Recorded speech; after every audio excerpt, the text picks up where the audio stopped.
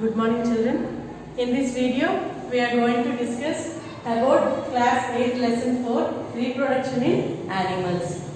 So in your previous class you have already studied about reproduction in plants. So how the reproduction is carried in the plants you have been studied in your class 7. So now let us see in the same way how the plants are reproducing, in the same way animals too reproduce. So if you observe different animals in your surroundings, for example take dog, cat or elephant or some frogs or some animals, if you observe them, some animals they have external ears. That means we can see the ears outside. Some of the animals they have external ears. So have you ever observed the ears of fish or frog? So that means some animals they do not have external ears.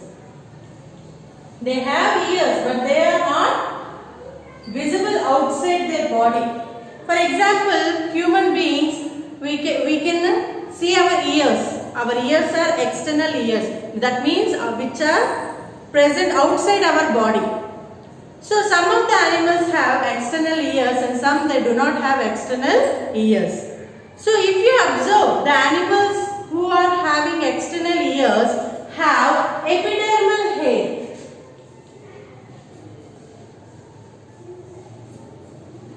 That means we can see the hair will be present on outside the skin, on the surface of the skin. So the animals which have external ears will have epidermal hair, whereas the animals which do not have external ears will not have, they do not have epidermal hair. They do not have epidermal hair. So what is the link for having external ears and reproduction? So if you observe, some of the animals they reproduce by laying eggs. By laying eggs. And some animals they reproduce directly, give birth to the babies. So some animals they reproduce by laying the eggs, whereas some animals they reproduce by directly giving birth to the babies. That means even we can call it as offsprings. Offsprings means babies. So the animals which have external ears and epidermal hair, they directly give birth to the babies. Example, human beings. So we the human beings, we do not lay eggs. We directly give birth to the babies. That means, see, even we have external ears and epidermal hair on our skin. So the animals which have external ears and have epidermal hair, they directly give birth to the offsprings.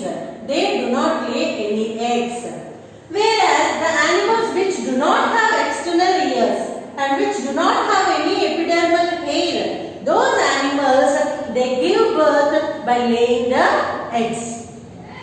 So the animals which reproduce by laying eggs are called as oviparous animals. The animals which give birth by laying eggs, those are called as oviparous animals, and the animals which directly give birth to the offsprings or babies, those are called as viviparous animals.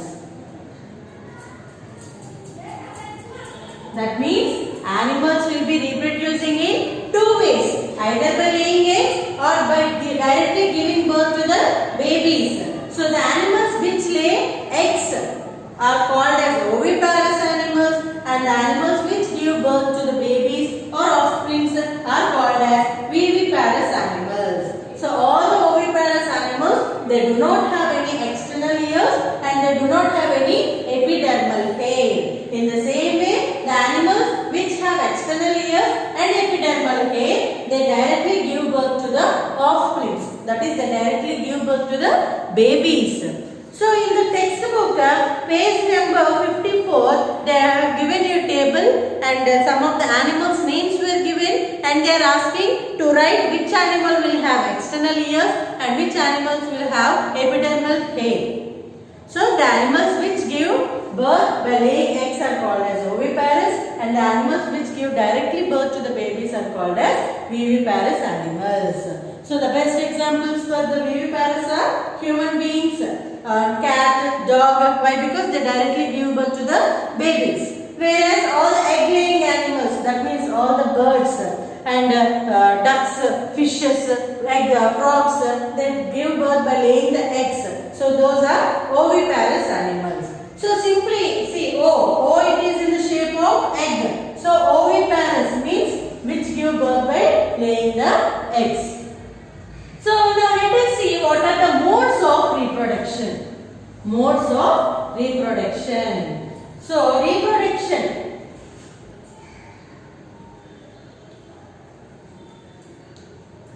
Modes of reproduction.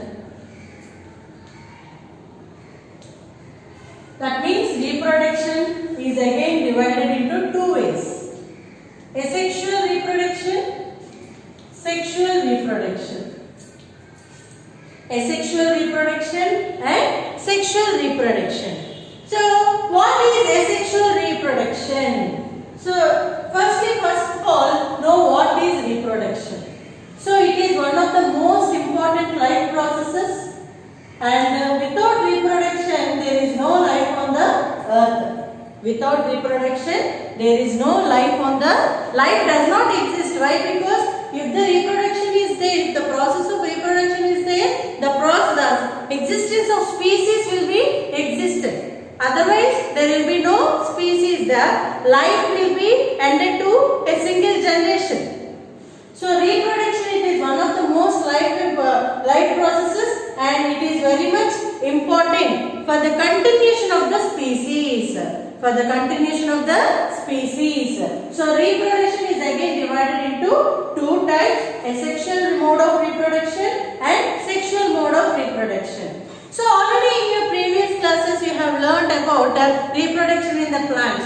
So some plants they reproduce from the seeds and some from the vegetative parts.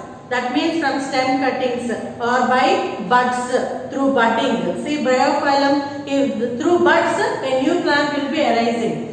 So for rose plant by stem cutting, some vegetative parts, some from roots.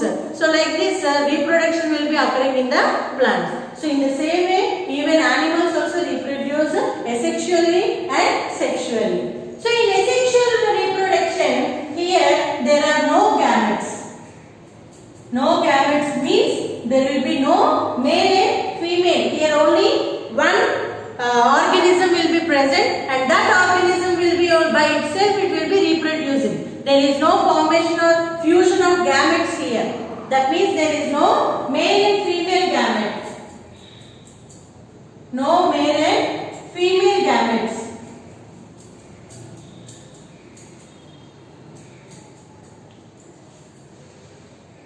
So now let us discuss about asexual mode of reproduction in some animals. So already in your 7th class you have learned about reproduction in the yeast. So how the yeast will be reproducing? By budding. By budding. So now let us see in the same way reproduction in Hydra. So hydrate is a microorganism. Hydrate is a microorganism and it will be reproducing through budding. Means what happens here?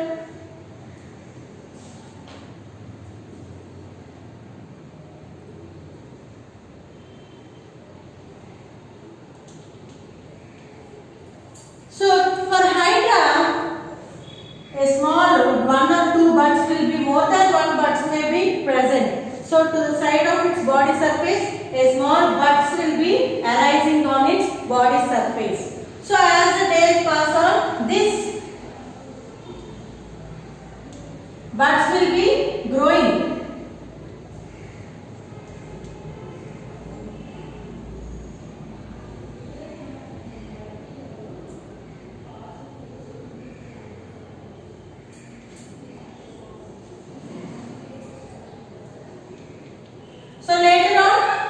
the mother hydra will be here, and this buds through which the baby has been existed will be separated. So same as the bryophyllum.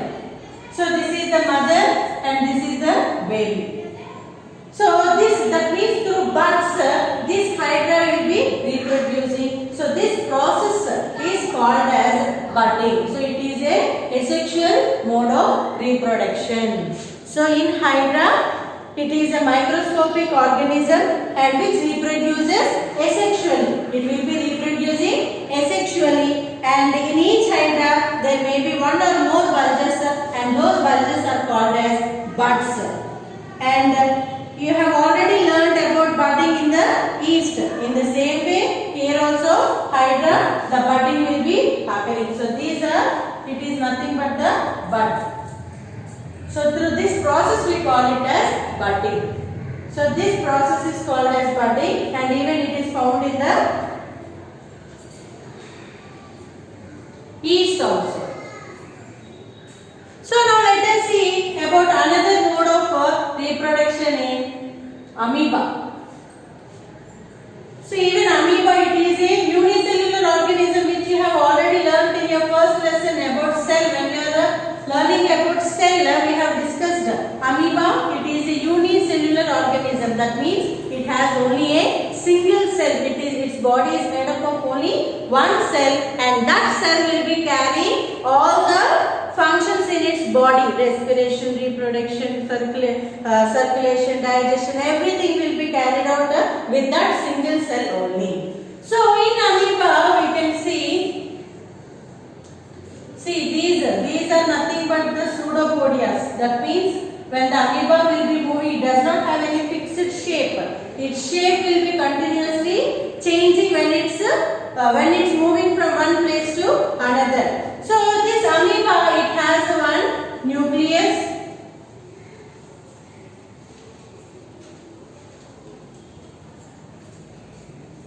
It has nucleus,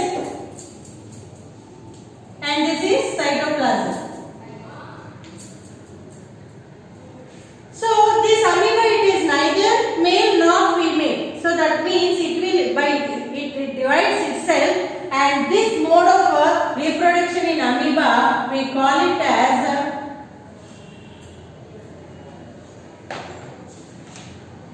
binary fission.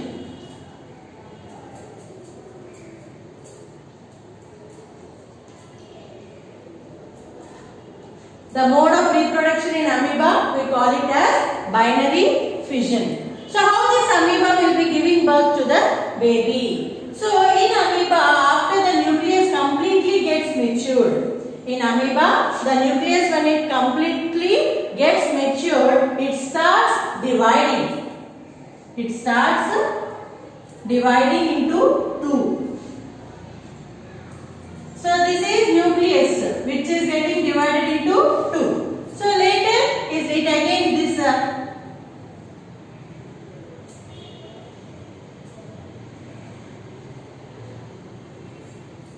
so it gets separated, and this nucleus gets divided into two and starts growing.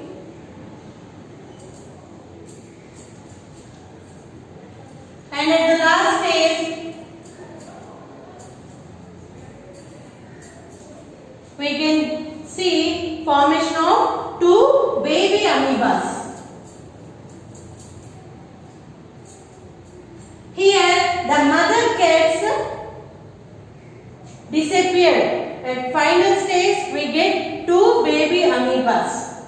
So after, when the nucleus completely gets matured, the nucleus starts dividing into two. So and these two nucleus get separated, and finally at the last stage the two baby amoebas are formed.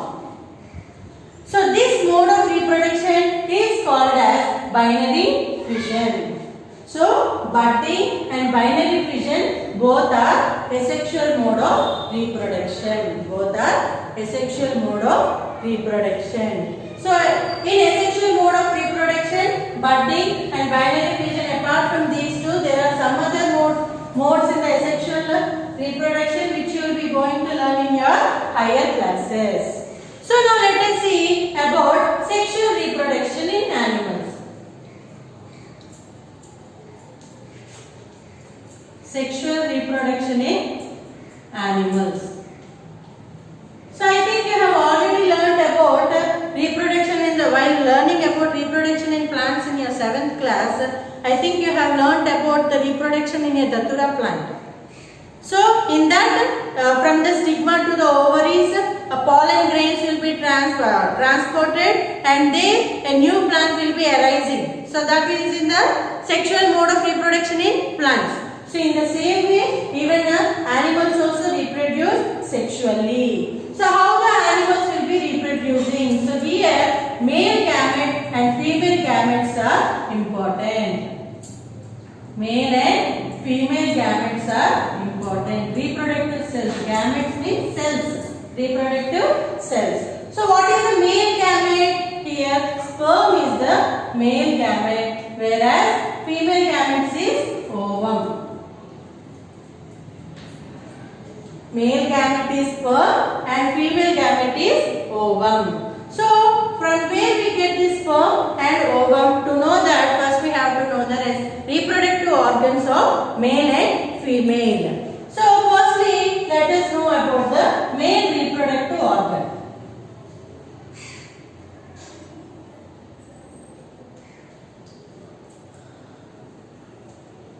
So a male reproductive organ,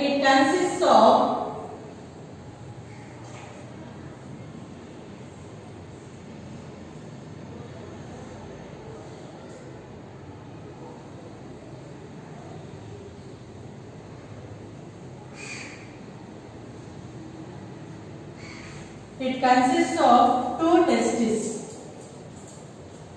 It consists of two testes in which sperm will be produced, and these are called as seminal ducts.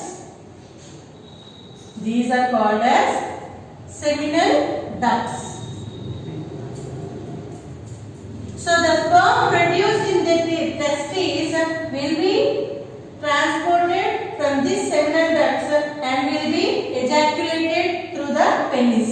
So this is called as penis. And these seminal ducts are also called as sperm ducts. So this is the male reproductive organ. So it will be present below the abdomen in the males. So a male reproductive organ consists of two testes, a pair of testes and a seminal ducts connected to it, and through the seminal ducts the sperm will be produced in the testes and it will be transported from the seminal ducts and will be ejaculated from the penis. So this is the male reproductive organ. So now let us see about the female reproductive organ.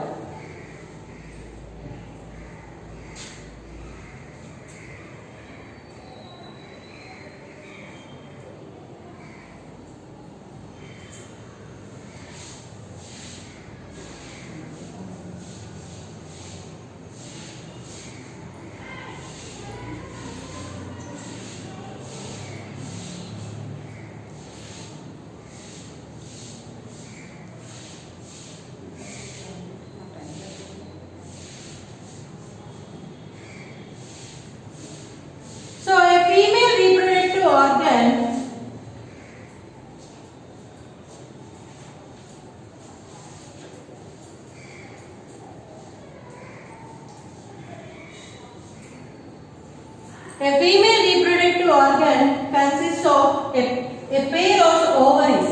A pair of ovaries in which ovum will be produced, and they are connected to the fallopian tubes. Fallopian tubes.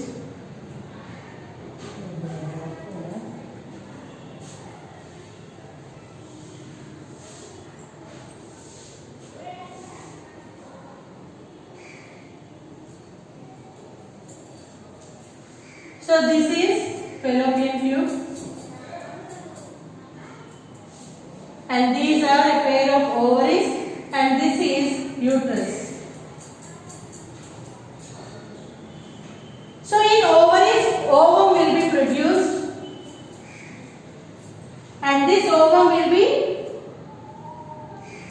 This ovum produced in the ovaries will be transported through this fallopian tubes and enters the uterus where the baby will be forming. So this is the female reproductive organ and male reproductive organ. So what is the female reproductive cell? Female reproductive cell is ovum. Male reproductive cell is sperm. So now let us see about the structure of a sperm. So generally a sperm has a head, middle piece and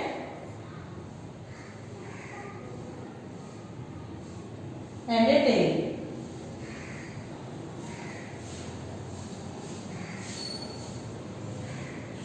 So head has the nucleus and the middle piece it contains mitochondria.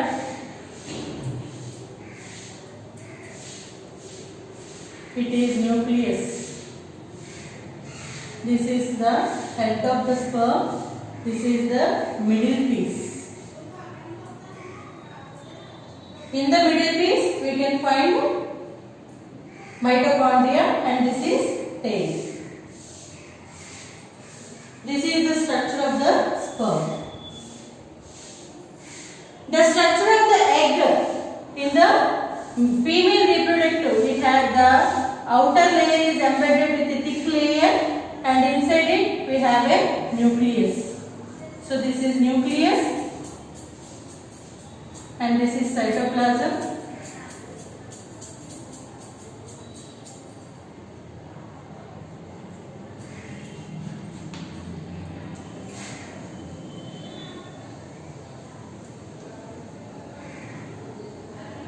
So the sperm enters the egg and here the male sperm and the female ovum both gets fused and then a zygote is formed. So both get fused and zygote will be formed.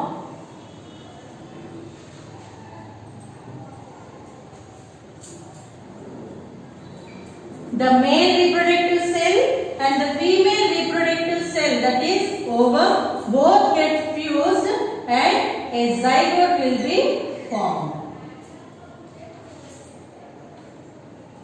The male reproductive cell sperm and the female reproductive cell ovum. So where we get this sperm? Where the sperm is produced in the male reproductive cell? Sperm is produced in the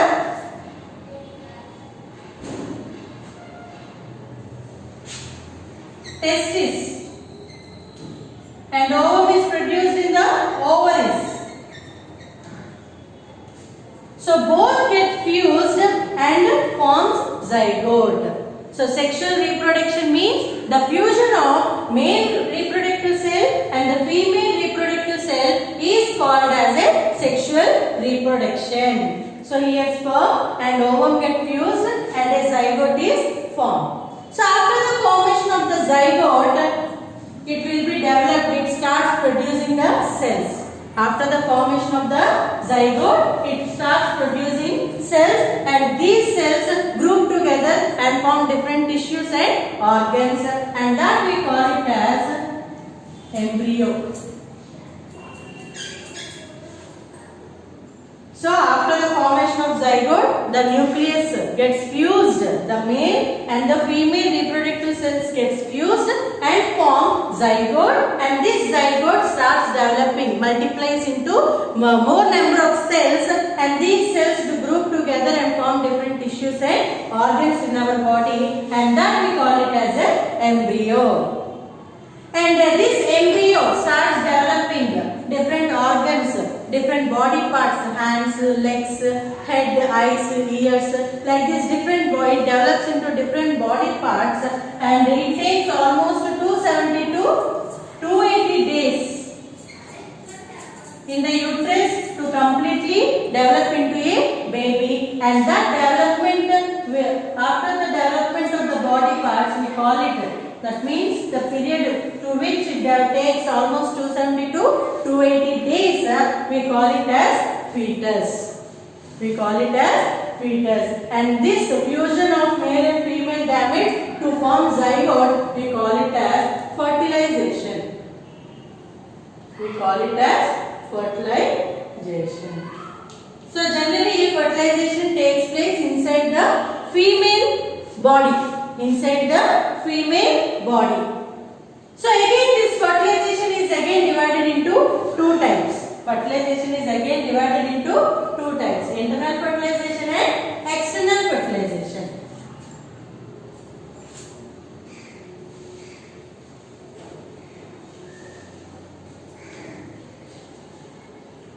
Fertilization is again divided into two. Internal and external fertilization. So internal fertilization means here fertilization, the fusion of the male gamete and female gamete takes place internally. So that type of fertilization is called as internal fertilization. So in human beings generally fertilization takes place internally, that is inside the body of the female. But in some animals external fertilization takes place. For example, frog or fish. That means fusion of the male and female gametes, the fusion takes place outside the body. Outside the body. So that is the external fertilization. That is the external fertilization. That means if the fertilization takes place, if the fusion of the gametes takes place outside the body, we call it as external fertilization. And if we take the fusion of the male and female gametes takes place inside the body, we call it as internal fertilization. And the period through which the zygote develops into embryo and embryo develops into fetus, that period we call as pregnancy period. We call it as pregnancy period. Or we can call it as gestation period also. We can call it as gestation period.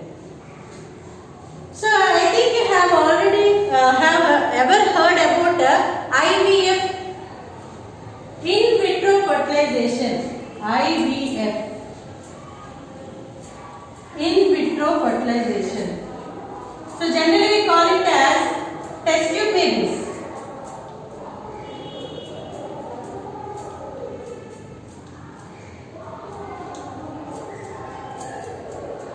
So generally the fusion of the male and female gametes, it takes place inside the body of the female.